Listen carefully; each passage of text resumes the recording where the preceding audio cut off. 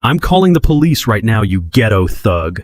People like you don't belong in this building, and I know exactly what you're trying to steal. Barbara Ellison, HOA president. Diamond rings catching the corridor light, reached down and kicked his heavy canvas tool bag sideways across the marble floor. Tools scattered. She watched them scatter. Then she reached for the router cable plugged into the building main line, the thick shielded cable James had run 8 months ago to get to this exact moment, and she gripped it with both hands, her $400 acrylic nails wrapped around it, and pulled. The electrical hiss cracked through the hallway. The device went dark. She dropped the cable at his feet. James sat perfectly still, his hands resting on his knees, his jaw closed. His capture window had been at 91%. He looked at the dead router. He looked at the wall panel 3 feet to her left. He said very quietly, "Your router is broadcasting a hidden signal named HOA-admin-secure." Barbara stopped smiling. "The name of your network." Wrong move. She just interrupted. An active federal cyber sting on her own network. Let's get into it. The hallway smelled of fresh carpet cleaner and money. It was the kind of smell that cost something. Everything on the 4th floor of the Harrington did. James knelt on one knee beside the open telecom panel, his calloused hands moving with delicate surgical precision over a tangle of fiber optic cables, each strand no wider than a human hair. His gray cotton hoodie, faded at the elbows, hung loose over his frame. His work boots were scuffed, salt-stained from a winter 2 years ago, still solid underfoot. The heavy canvas tool bag beside him sat open, organized, every instrument in its place. He had been there since 2 o'clock. He had 45 minutes. The building hummed around him. Somewhere down the corridor, an elevator chimed. He did not look up. The connection he needed was a fiber optic node buried behind the 3rd junction plate, and it required patience, not force.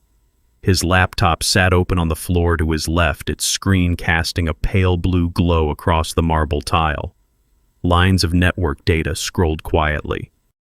He read them the way other people read weather. He was 60 seconds from a clean capture. The footsteps arrived fast.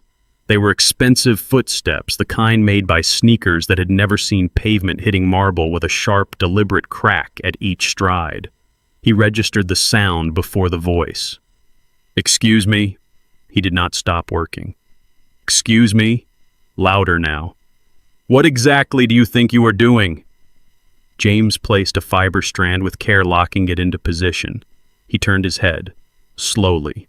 She stood 6 feet away, a woman in a pastel cashmere tracksuit, pristine pale pink, not a thread out of place.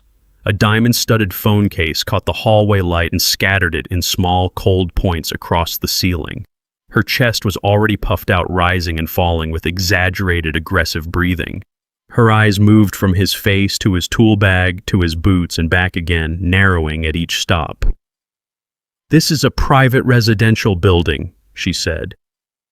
"Who let you up here?" "Building management," James said. He turned back to the panel. The silence lasted 2 seconds. That was all she gave it. "I don't think so." Barbara crossed the hallway in 4 strides. She stopped directly behind him, close enough that her shadow fell across his work surface. "I am the HOA president of this building, and I have never authorized any maintenance crew to access this utility corridor without written notice to all residents. Never." James said nothing. "Do you hear me talking to you?" He heard her. His hands continued their work, precise, unhurried, completely composed. The fiber strand settled into the 2nd junction with a soft, satisfying click. "Stop." Her voice dropped to something lower, something meaner. "Stop what you are doing right now." He did not stop. What happened next was fast. Her foot swung back and connected with the side of his canvas tool bag with a full, vicious kick. The bag skidded sideways across the marble floor. Metal scraped stone. Equipment scattered, a calibration tool, a fiber splicing kit, a small digital multimeter, all of them clattering across the polished surface in a sharp, echoing cascade. James went completely still. His hands rested on his laptop keyboard. His eyes tracked the multimeter as it spun across the floor and came to rest against the far baseboard. Expensive instrument, delicate calibration. He did not move toward it. Barbara stood over the scattered tools with her chin raised, her diamond rings catching the light. Her breathing had slowed. She was glowing now, something satisfied and cruel settling into the lines of her face. Now, she smiled. I'm calling the police. People like you don't belong in this building, and I know exactly what you're trying to steal. She was already dialing. James turned back to the telecom panel. Slowly, methodically, he placed both hands on his keyboard. The data on his screen was still scrolling. He read it. He had 50 seconds left. Across the hall behind apartment 4, a door stood 1 inch open. In the gap, barely visible, a phone screen glowed. A pair of wide, dark eyes watched through the crack, unblinking. Emily had been home since noon. She had heard Barbara's voice before. She recognized the register it was in, now that particular pitch tight and theatrical, the one that meant someone was about to be made very small. Her thumb hovered over the record button. She pressed it. Back at the telecom panel, James did not flinch at the sound of Barbara's voice rising into the phone behind him. He did not turn. He did not raise his own voice. He picked up the loose fiber strand that the kick had displaced and re-threaded it through the junction mount with the same precise care he had used for the first one. His eyes dropped briefly to the router beside his bag. The small, matte black device had a single red light pulsing at its center, slow and steady like a heartbeat. He had plugged it into the building's main line 8 minutes ago. Barbara had walked right past it without seeing it. She was still walking past it now. He found the thing he was looking for in the network data on his screen. A string of characters, 12 digits a router, MAC address, tied to a specific apartment on this floor. He did not write it down. He read it once carefully and filed it. You have a standard dual-band router, he said without turning. His voice was even almost bored. Your MAC address is E4F8EFDA11A2. Behind him, Barbara stopped talking mid-sentence. He heard her lower the phone slightly. How do you know that? She said. He said nothing. He went back to his work. Her chest began rising and falling faster again. She lifted the phone back to her ear. He heard her tell the dispatcher that there was an aggressive man in the hallway, that she did not know how he had gotten in, that she believed he was attempting to access the building's systems without authorization. Her voice had shifted again. Gone soft, gone trembling, the kind of trembling that took practice. The pulsing black device beside the baseboard continued its slow red heartbeat. James finished threading the second fiber strand. He leaned back slightly on his knee, checking the connection. The data stream on his screen changed. A new line appeared, steady in clean green text against black. He read it. He was exactly where he needed to be. But Barbara had absolutely no idea that the trap he had built into this hallway was not meant for a hacker. It was meant for a thief. Barbara ended the 911 call with a small, satisfied exhale, as if she had completed a chore. She dropped her phone to her side, the diamond case catching the light one more time, and turned back to face the hallway with her shoulders squared and her chin lifted. The police were coming. That was settled. Now she had to wait, and Barbara had never been good at waiting. She began to pace. Her sneakers struck the marble in a slow, deliberate rhythm back and forth across the width of the corridor. 6 steps one way, 6 steps back. She kept her eyes on James the entire time. He did not look up. He did not shift his weight.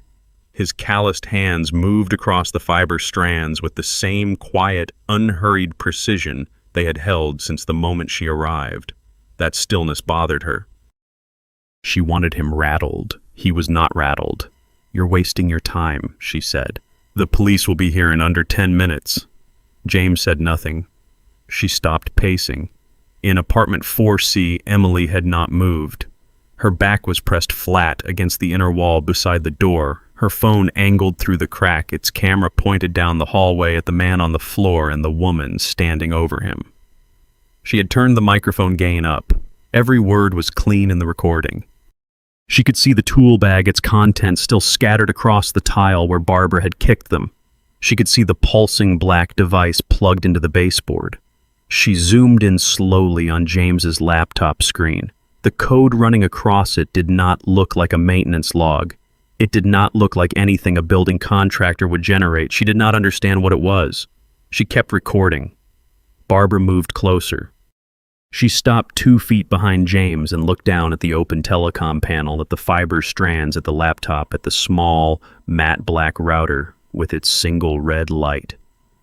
Her eyes moved to the frayed edge of James's hoodie sleeve, pale gray cotton, worn thin at the cuff.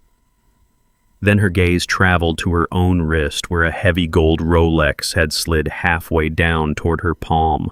She pushed it back up with one finger, a slow, contemptuous gesture directed at no one in particular.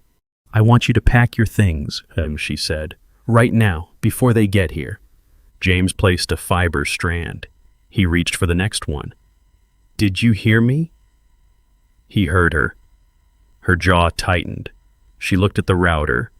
She looked at the wall socket it was connected to. She made a decision. What she did next took less than 2 seconds. She reached down. She gripped the router's power cable, the thick shielded cable running from the device to the building's mainline junction, and she yanked it from the wall. The sound it made was not loud. It was a sharp electrical hiss, a dry crackle, brief and final, the sound of something interrupted mid-process. The red light on the router went dark. James stopped. His hands rested on his keyboard. He did not move. His jaw muscle twitched once, a single small contraction along the left side of his face there, and gone in under a second. That was the only outward sign. Gone. The capture window. All of it. He had been 40 seconds from a complete data pull. The progress bar had been sitting at 91%. 91. He knew that number without looking. He had been watching it in his peripheral vision for the last 3 minutes. He breathed in once through his nose. Barbara straightened up. She was holding the cable in her hand, her acrylic nails wrapped around it, freshly manicured, a deep burgundy, not a chip anywhere. She held the cable up slightly, the way a person holds a key they have just taken from someone, certain proprietary, bloated with a specific kind of pride. "There," she said. James looked at the router. He looked at the dark, dead indicator light. He set his hands flat on his thighs and said nothing. Across the hall, Emily had zoomed in further on the moment Barbara's hand came down. She had the cable pull on video. She had the hiss on audio. She had Barbara's face in the half-second after it happened, that open, radiant expression, unguarded and completely certain of itself. Emily's hands were not steady. She kept them steady anyway. James reached slowly into his jacket and touched the small earpiece seated in his left ear. He pressed it once, a single quiet tap. His voice dropped to just above a murmur. "Manual override required, he said. Barbara heard the words. She did not understand them. "Who are you talking to?" she said. He did not answer. He pulled his hand away from the earpiece. He looked at the dead router. Then, almost as an afterthought, he looked at the wall across from him, at the narrow cable access panel built into the baseboard 3 feet to Barbara's left. She had not noticed it. Most people did not notice it. It was flush with the wall painted the same off-white as everything else, with a recessed latch no larger than a thumbnail. He had noticed it when he arrived. "Your apartment," he said, his voice level, completely unhurried, "is broadcasting a secondary network." He did not look at her. "Hidden SSID. The name is HOA-admin-secure. He paused. "That is not a standard residential signal." Barbara's chin came down 1 degree, just one. "That is none of your business," she said. But something in her voice had changed. A very small thing. A thinness, where there had only been hardness before. James said nothing more. He reached into his tool bag, retrieved a secondary data cable, short-coiled black, and connected it to his laptop's secondary port. His movements were measured, deliberate, fully controlled. He was not rebuilding the capture from zero. He was rerouting it. She thought she had stopped a crime, She had actually just committed a federal offense. The elevator at the end of the hall was still. The corridor was quiet. Barbara stood with her phone raised again, her thumb moving across the screen, pulling up her recent calls, finding the number, pressing it a second time. Her acrylic nails clicked against the diamond case with small, sharp sounds, patient and deliberate, like a clock that had already decided what time it was going to be. The dispatcher picked up on the second ring. Barbara's voice changed the moment the line connected.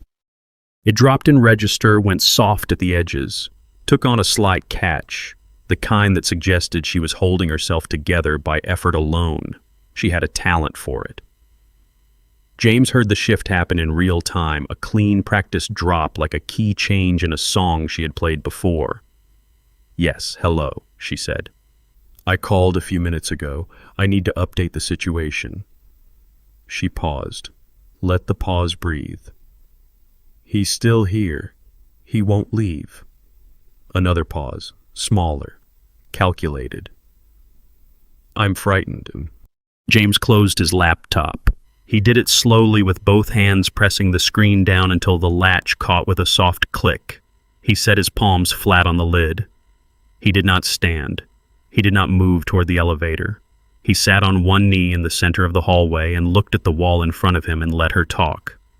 "He's a large man," Barbara said. Her free hand lifted to her collarbone fingers splayed a gesture of distress performed for an audience of one the empty hallway. "He's been aggressive since I asked him to leave. He was going through the building's electrical systems." She let her voice tremble on the last word, a precise, controlled tremor. "I think he might be reaching for something. In his bag." James did not look at his bag. His bare hands rested openly on his knees. Working-class hands calloused at the palm, steady, completely visible. He placed them slightly forward, slightly apart, the way a person does when they want every inch of what they are doing to be seen. His breathing did not change. His posture did not change. He looked at the wall. In apartment 4C, Emily had stopped breathing. She had heard the first call. She had recorded the first call. But this one was different. This one had a structure to it, a shape, each sentence placed carefully, after the last, the way bricks are placed, each one load-bearing. She heard the word aggressive. She heard the word frightened. She heard the slow, theatrical quiver that Barbara put into the word reaching, and she understood exactly what was being built word by word in real time into the ear of a police dispatcher who could not see any of it. She zoomed out. She needed the full hallway in frame. Barbara, on the right phone, pressed to her ear, manicured nails curled around the diamond case, fresh tears she had somehow produced from somewhere now catching the light at the corners of her eyes. James on the left, hands open, motionless, facing the wall, a man who looked from a certain angle exactly like what Barbara was describing. Emily pressed her back harder against the wall. She did not make a sound. "No," Barbara said into the phone. Her voice dropped further to something barely above a whisper, intimate, terrified. "No, I don't want to make him angry. He's very close to me." She turned her head slightly toward James as she said it, the movement subtle, directed. Her eyes found him. She held his gaze for exactly 2 seconds, then looked away back to the middle distance, blinking rapidly. A wink. Fast. Private. For no one. James saw it. He said nothing. He shifted his right hand slowly and deliberately from his knee to his jacket pocket. Not reaching. Not grabbing. He moved his hand the way a person moves a hand when they are cold or tired or simply repositioning. He felt the outline of the thick leather wallet inside his front jacket pocket. He had moved it there from his back pocket 8 minutes ago during the first call, quietly without looking down. His fingers rested on it now, not gripping, just resting. He left it where it was. Barbara was still talking. She had been talking for 90 seconds now, and the story had acquired detail, texture, specificity. She described his build. She described his clothing. The hoodie, the boots, the bag, all accurate, all reasonable, all embedded inside a framework that changed what every detail meant. She described the way he had looked at her when she asked him to leave. She did not describe what she had done to his equipment. She did not describe the router cable coiled on the floor behind her or the calibration tool still resting against the far baseboard where it had skidded after her kick. The dispatcher asked her a question. She answered it. "No," she said, clear and firm. "He has not shown me any identification." She looked directly at James as she said it. "Nothing." James held her gaze. His eyes were steady, level, analytical, the kind of eyes that record rather than react. He did not look away first. He did not blink first. He sat on one knee in the middle of the hallway with his hands on his knees and watched her finish building the case against him, sentence by sentence, detail by detail, her freshly manicured nails wrapped around a diamond phone case, her voice soft and trembling and perfectly controlled. Slowly, from somewhere below and outside, a sound arrived. It started as a low, distant wail, thin and far away, the kind of sound that could be anything. Then it separated into two distinct tones, rising and falling in alternation, growing, sharpening, climbing the outside of the building toward the fourth floor. Sirens. Barbara's mouth curved. She did not smile widely. She did not need to. Just the corners, just slightly a private expression she did not bother to hide. "Yes," she said into the phone. "I can hear them now. Thank you." She ended the call. She dropped her phone to her side. She turned to face James fully, her cashmere tracksuit pristine, her posture open and easy and certain, and she waited. James did not move. The sirens grew louder and closer, and the sound filled the hallway and pressed against the walls and left no room for anything else. The sirens wailed in the distance, announcing the arrival of his doom, or so she thought. Wait. She just explicitly lied about a weapon to 911. If that were me, I would be panicking and sprinting for the exit. Imagine sitting completely calmly while someone actively tries to get you swatted by the police. The audacity is real. The elevator doors opened hard. William came through first. He was broad across the shoulders, moving fast, his right hand already dropped to his holster, fingers curled against the grip without closing around it. Two officers flanked him, both younger, both reading the hallway the same way he was left to write threat assessment, locate, fix, contain. Their boots hit the marble in a heavy, overlapping rhythm that filled the corridor from wall to wall. William saw Barbara first. She was standing at the far end of the hall, composed, one hand raised slightly toward him, the universal gesture for "over here." He registered her, noted her posture, noted the absence of visible distress, and moved his eyes to the left. He found James. James had not stood up. He was still on one knee beside the open telecom panel, both hands resting flat on his thighs, his laptop closed on the floor to his left. He had heard the elevator open. He had not moved. He was facing the approaching officers directly, his posture open, his hands visible, nothing in them, nothing near them. William's hand closed around his holster. "Show me your hands," he said, loud, flat, no question in it. James raised both hands. Slowly, he brought them up to shoulder-height palms, forward, fingers spread, and he held them there. The motion was smooth, deliberate, practiced in its non-threat, the kind of stillness that took more control than most people understood. "On your feet," William said. "Now, slowly." James rose.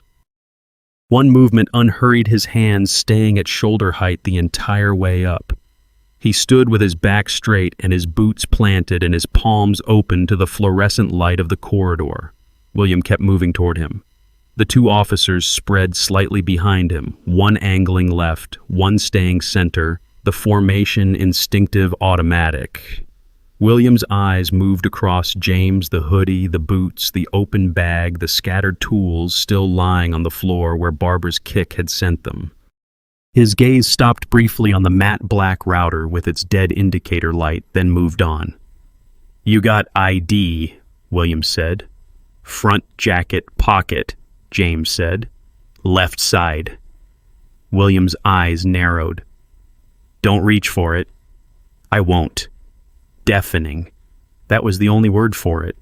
The word "show your hands" was still echoing faintly in the narrow corridor, overlapping with itself, bouncing off marble and plaster and the closed doors of every apartment on the floor. The two flanking officers had not spoken.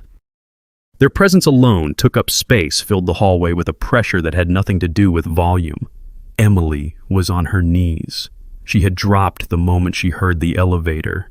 She was on the floor of her apartment now, her back pressed against the door, the camera angled through the 1-inch gap at the bottom hinge, her face turned sideways to see the screen. Her breath was coming in small, controlled sips.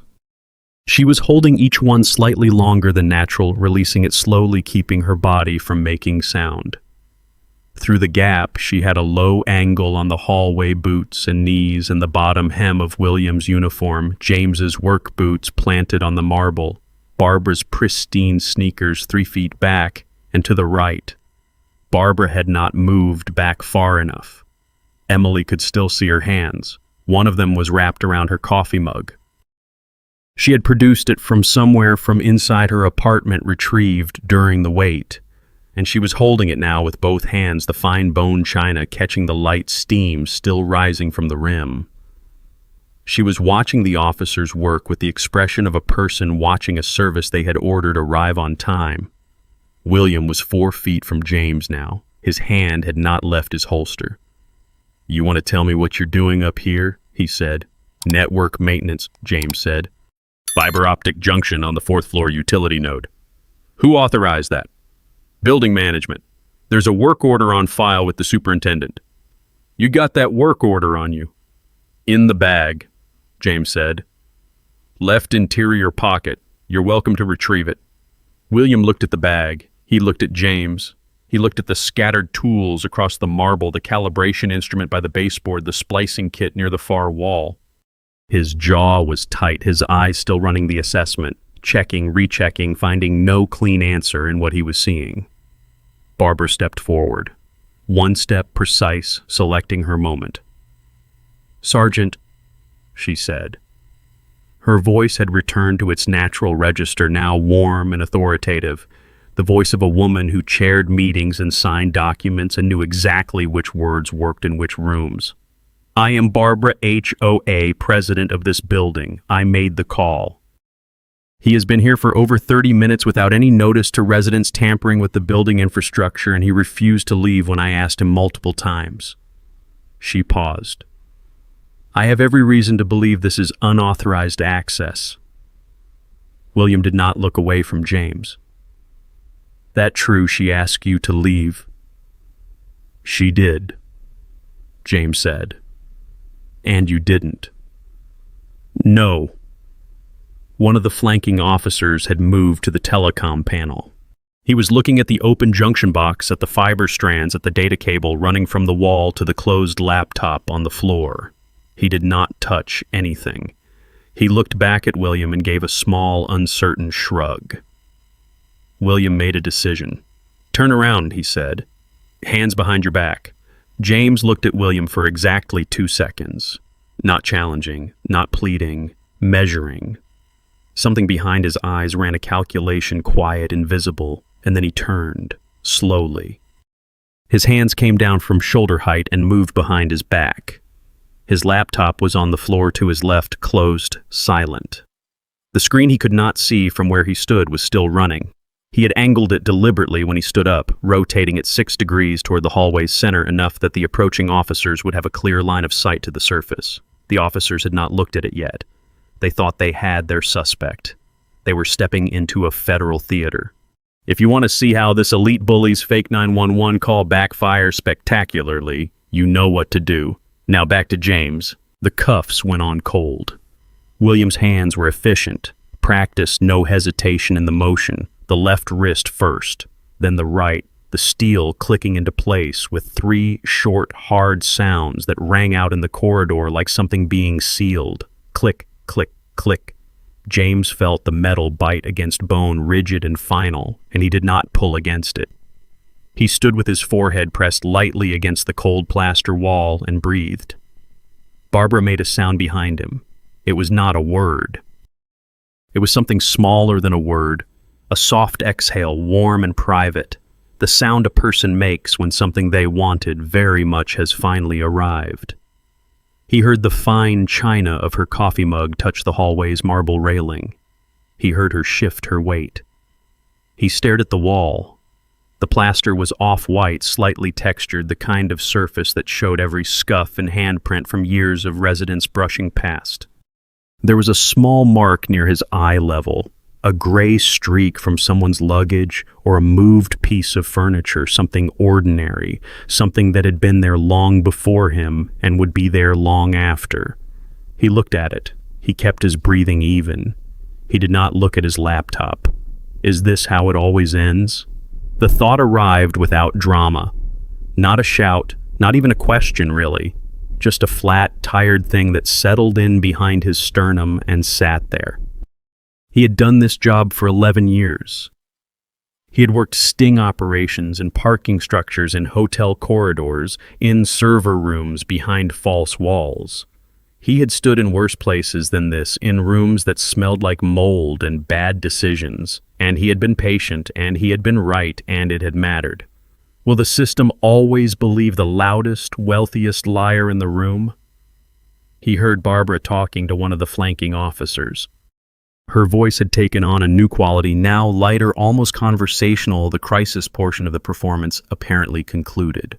She was explaining the building's visitor policy. She was using the word unauthorized 3 times in 4 sentences. She sounded reasonable. She sounded certain. She sounded like exactly the kind of person a responding officer would default to believing when the alternative was a man in a faded hoodie and scuffed boots kneeling beside an open wall panel.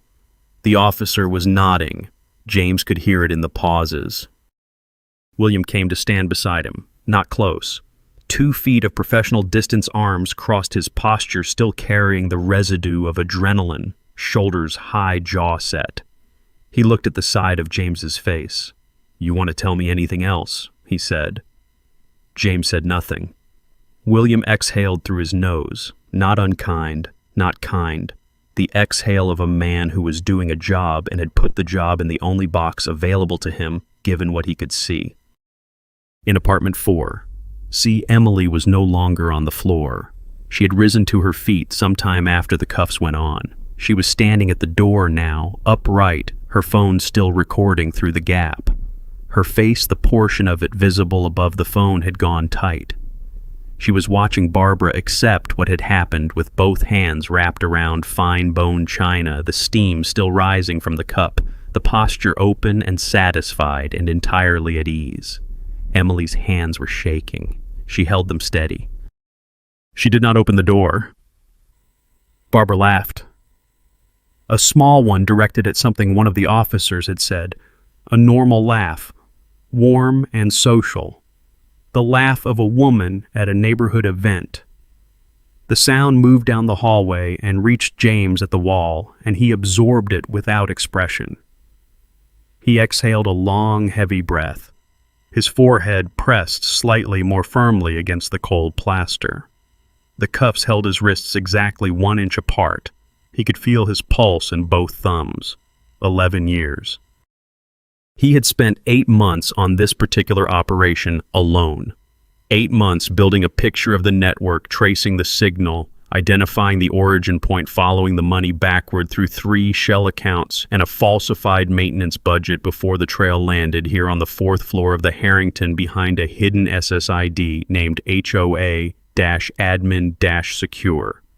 In an apartment registered to a woman whose HOA accounts showed $43,000 in unexplained withdrawals in the last fiscal year alone. $2 million total, over 6 years, gone maybe. The capture window, the data pull at 91%.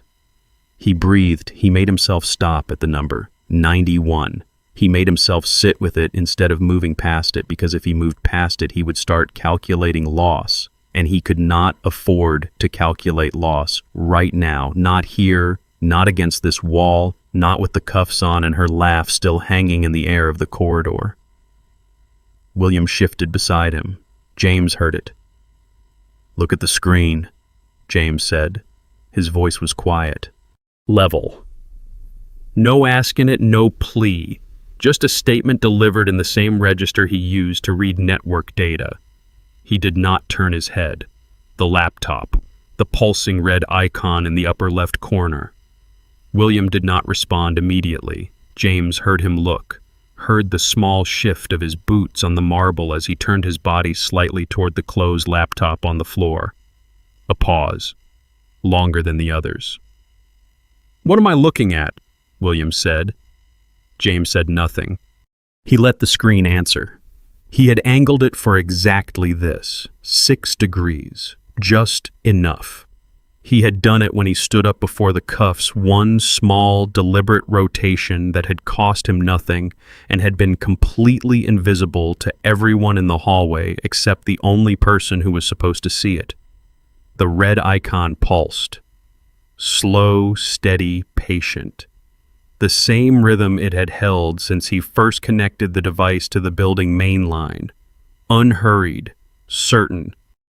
The police demanded to see the screen, unaware they were about to look at a federal execution. William crouched. He went down slowly, one knee on the marble, and looked at the laptop screen from 2 feet away. His posture was still guarded, still carrying the shape of the last 20 minutes, but something in it had gone uncertain. His eyes moved across the screen, left to right, the way a person reads something they were not expecting to read.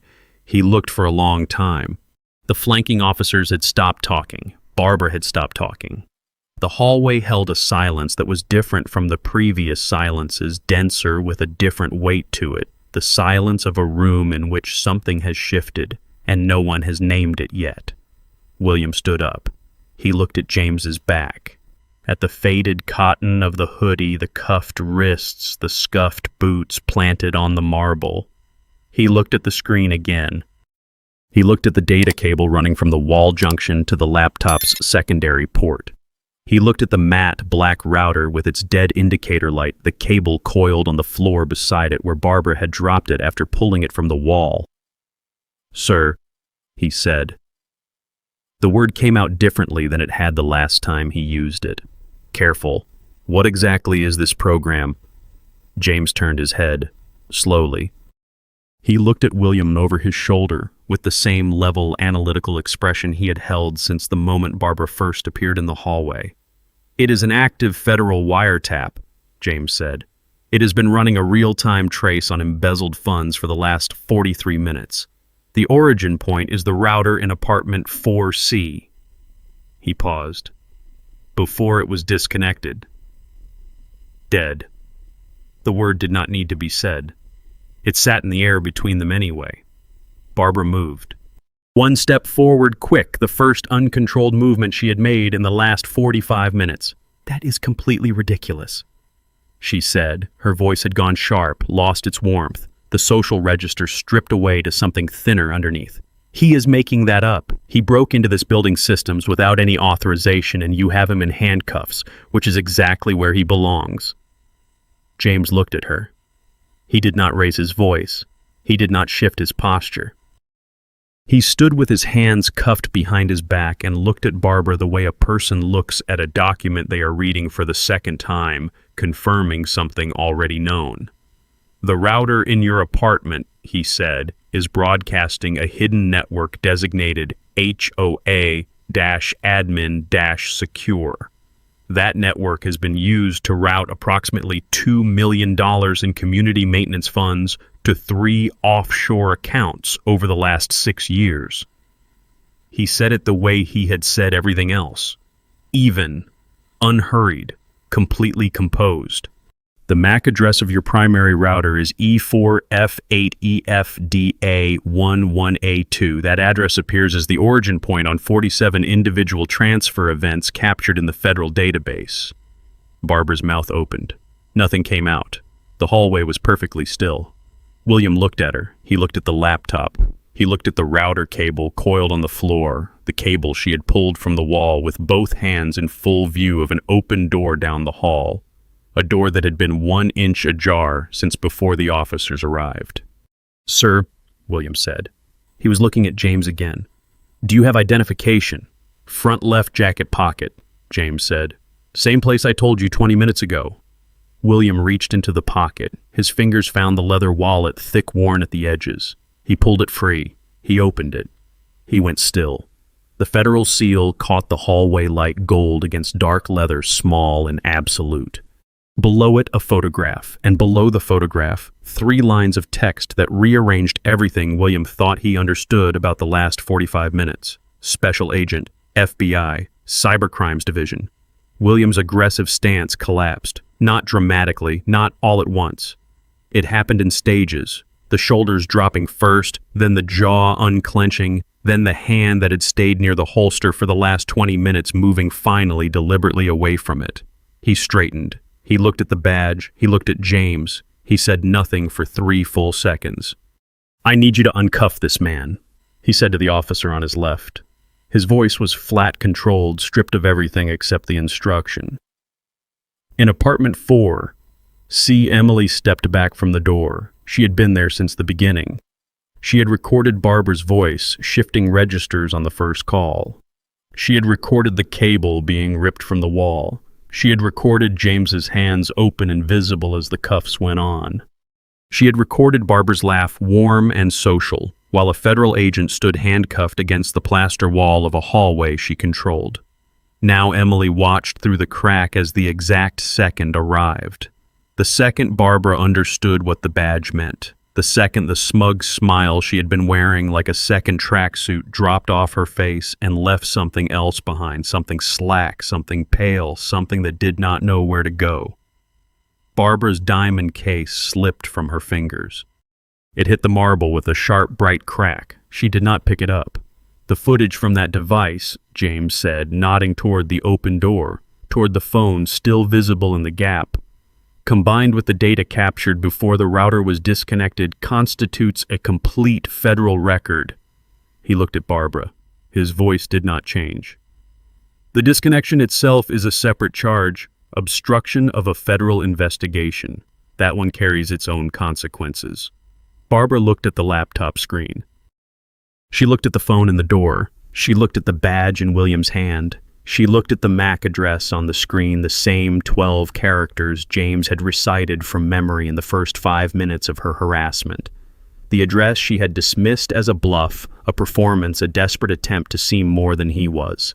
She had called the cops on the FBI. She had done it herself, completely.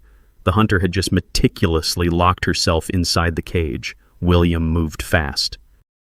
He crossed to James in 3 strides, his keys already out, the motion efficient and automatic, the body doing what it knew to do before the mind had finished processing the full shape of what had happened. He found the cuff lock. He turned the key. The steel released with a short, clean sound, different from the sound it had made going on lighter, the sound of something opening rather than closing. James brought his hands forward slowly. He rolled his left wrist once, then his right. He did not rub them. He did not look at the marks the cuffs had left. He straightened to his full height and stood there, quiet, composed, completely still in the way he had been still since 2 o'clock.